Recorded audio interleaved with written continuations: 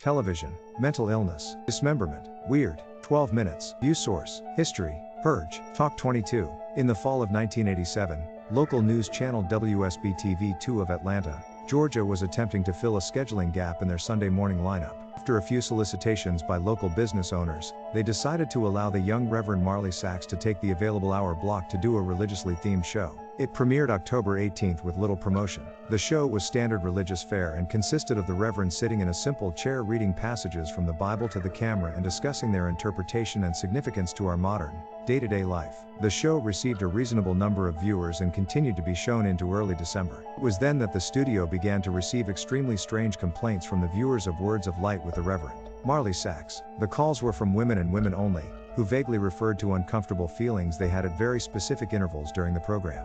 They described feelings of nausea, back pain, dizziness, and blurred vision. These callers, for no discernible reason, were convinced that it was the viewing of the program that was causing these symptoms. It was later determined after 3 weeks of complaints that these feelings were happening at roughly 12-minute intervals during the course of the program. The small studio staff checked all recording equipment, both audio and video, and found nothing faulty. When the Reverend was made aware of these incidents, he merely shrugged and stated, cryptically, that some can't handle the voice of God. The head of the studio, at a loss to explain the cause of these complaints, decided to continue running the program. By February, viewership had dropped sharply, and it was decided to pull the plug on the show. The studio head figured it would be more prudent to spend as much time as possible on the news story that had the other 2 local news networks abuzz, the miscarriage epidemic. Starting sometime in November, the number of healthy pregnant women miscarrying in the Atlanta metropolitan area had reached over 300. The CDC could find no discernible cause for this terrifying occurrence. The Reverend took the show's cancellation with what could only be described as abject indifference. When informed,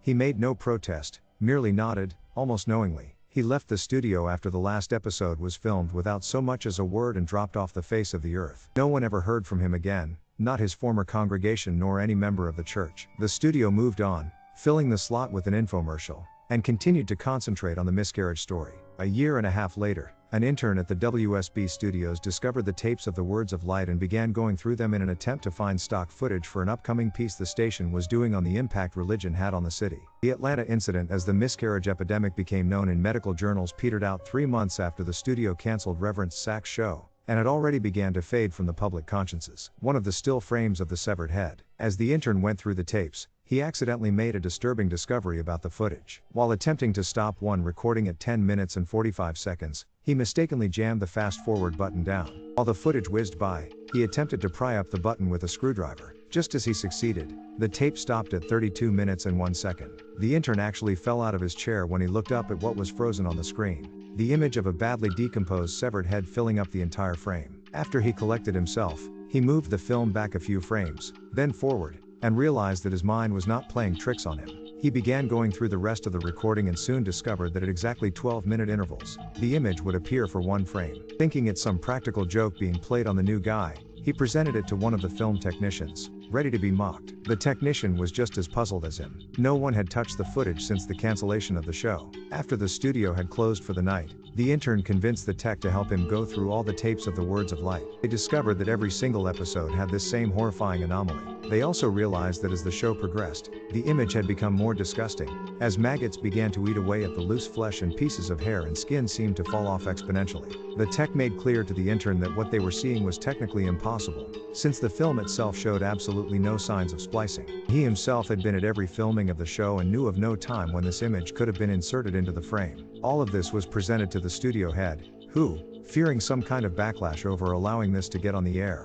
ordered all the tapes destroyed. He told the intern and tech that he had no interest in knowing who did it at this point, only that, covering their collective asses is all that's important now. He demanded that they mention this to no one. The tech easily moved on, remembering the incident as a darkly funny personal anecdote, but the intern wouldn't let it go. He made copies of as many tapes as he could before they were wiped, and took them to see if he could find anything else in them that might point to who did this or why they would. A week later, he attempted to rope the tech into helping him again, saying that he believed he had discovered something even more disturbing than the images themselves. When the single frames were edited together in chronological order, the head's mouth appeared to be moving, as if trying to form words. The tech, fearing for his job, told him to get rid of the copies and not talk about it again.